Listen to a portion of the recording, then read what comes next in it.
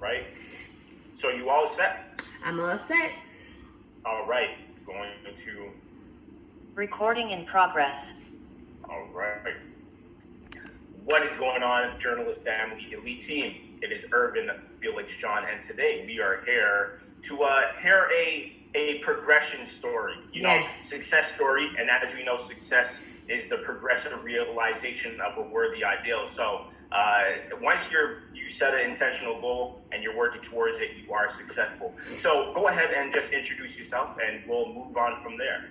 Sure. My name is Priscilla Hawks, and I just recently completed the 8-week calisthenics program that Irvin John, aka the Fitness Journals. In my mind, I always call you the Fitness Journals, even though clearly you have a name. The Fitness Journals created, and it was a great program. It was exactly what I needed. So he asked would I be interested in sharing my experience. I would absolutely love to do so. And that's why I'm here. In my life outside of working out, I am an attorney, a mom. I also am currently creating a lifestyle brand, which is all about health and wellness. Actually, I'm not a trainer. I don't do that, but I am all about the Zen life and just, learning how to press the reset button when we need to. So thank you for having me. Sensational. So that's one of the very important things that I always talk about, because as if y'all don't know, I work with mainly busy professionals. So a lot of people make the excuse that I'm busy, I have kids, I have a full-time job, I work 14 hours, I have to look over other responsibilities. They use these things as a reason not to do it rather than a reason to do it. It's like, okay, I know the healthier I get, the more energy I'll have to be able to do these things. So let's talk about, first and foremost, getting to the level where you're developing the consistency and discipline to see an 8-week program, through. And then even you've run marathons and whatnot, which we'll talk about that, because building up to that, you have to be disciplined and you have to be consistent. So let's talk about maybe some tactics. What is the progression to becoming consistent and disciplined that you've used? So for me, and I'll even go further back then, because he's right. I had just run a marathon in the fall of 2021, November 7th, 2021. And then when that was over, I started this program. But I'll even go back to, my motivation for before the marathon. And it really had to do with the fact that we were still in the middle of COVID, and with all the death and sickness and just a lot that was happening in my circle, in your circle, in all of our circles, we were and still are unfortunately experiencing. It was just a lot.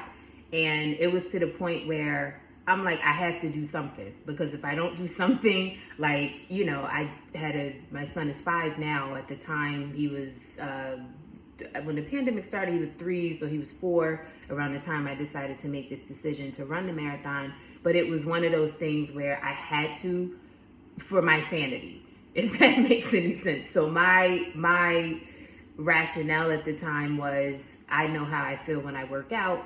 I know if I set a goal that's, going to involve me being active every day, I'm going to have the benefit of not only getting in shape, but also, relieving some of the stress that was just there at the time because of everything that we were dealing with globally. And then also I felt like, because I'm a mom, like you just said, that kind of became part of my reason. I wanted my son to see me regularly active, regularly working out, regularly doing the very things that I hope that he one day, will do. I didn't want him to see me and working out and notice, oh, mommy thinks that's a chore, or I didn't want that. I wanted him to see somebody excited to get ready, lace up, and do what they have to do. So my motivation and what ultimately made me consistent, in all honesty, is just the very foundation of me deciding to become kind of super active again was based in necessity, just so that I wouldn't have to deal with the anxiety, and for my son. So I think that why makes a difference, digging into a reason bigger than I'm beyond the age of like, oh, I want to look good for spring break that's coming up in a few, like I don't care. Yeah, I don't care. for sure. Yeah. And having a why, I want to piggyback on that, right? Because some people having a why is enough, but then if they have a why but don't know how to do it, then that will give them another obstacle. And then some people, they might know how, but then they're like, well, I know how to do workouts, I know, but I don't know why. So for number one, like you said, you made that a reason to like get you started. Some people think once they get started, and even though that is a good why, that's a great why. Yeah. Some people think if they stop, then just stop completely. Like let's say there's a hiccup along the way. So have you had those things take place? And if you did, how did you get around that? Because yes, that is a great why, but being able to say, I might stop, but if I do, I'm not going to permanently stop. I'm not going to quit. Has that happened to you, and how did you navigate that? Absolutely. So when I officially started the program, I believe it was December 1st, if I'm not mistaken, which means that my last day, technically, you should have got a text from me closer to the very end of January. And when did I text you? Like the first or second week of February or something like that. So, in all honesty, there was maybe about 9.5 weeks that lapsed as opposed to just a straight 8 weeks. And part of that was because exactly what you said, it was crazy because the first 6 weeks I was good. And then something about, I know what happened. Week 6 was my birthday week. That's what happened. Week 6 was my birthday week. And I actually went away. I had every intention in the world of, working out while I was there, because that's what I love about this. You don't need, they had a beautiful gym, but I didn't need it. I forgot my sneakers at home, but I didn't need those either. You know what I mean? So I could have, but I ended up not doing anything when I was back. And then when I got back, I just basically repeated all of week 6 instead of picking up where I left off, because it just felt weird to I'm like, let's just start all over. So that was one thing. And then even the very, very last week, my workload just got stupid. I'm like, now? Like right now?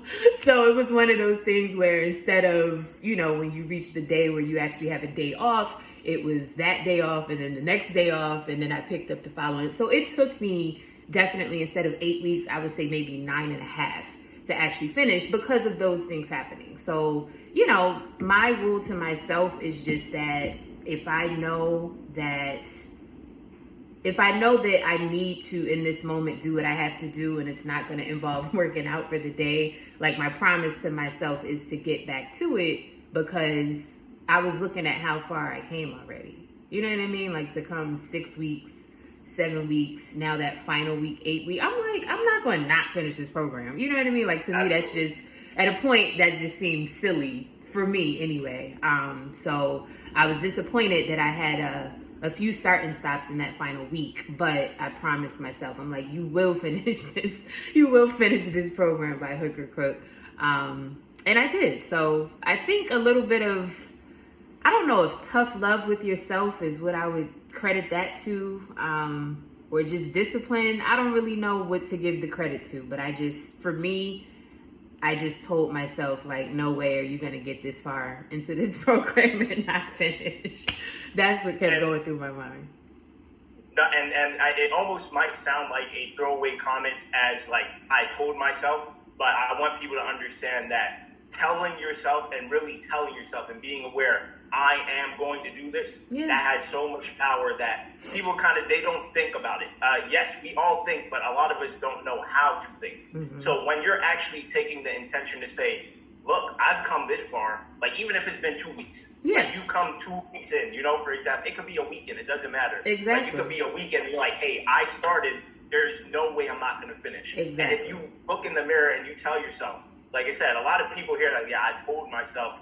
But no, for real, if you tell yourself and you're really telling yourself, you look at yourself and say, hey, I've started and stopped a lot of things before. This time, I'm going to do it. Yeah. And then you talk to yourself as if you already did it. Yeah. So things like that, I feel like the workouts and everything are like a backseat to what you actually tell yourself. It's like, if I tell myself, then I follow through by doing the workout. Right. You know, if I tell myself I'm going to achieve this goal, I follow through by actually putting in the work. Because yes, you know, if you're just telling yourself and then you don't do it, then you kind of sound crazy. Yeah, I'm going to, and you keep saying it. It's like, that's a little bit crazy. So to follow up on that, managing your time. You know, there's a lot of adults, you know, we know we have to pay bills. You know, there's things that we absolutely have to do, and we just kind of do it because we know we have to do it, and we're not intentional. So let's talk about the intentionality of making the time to fit that in. Yes, before you said, you know, you have the track record of actually, you know, you ran a marathon, so you know about taking the time to do stuff. Right. But leading up to that, like even getting to the point where you say, I'm going to fit fitness, I'm going to fit health into my schedule, and obviously you're passionate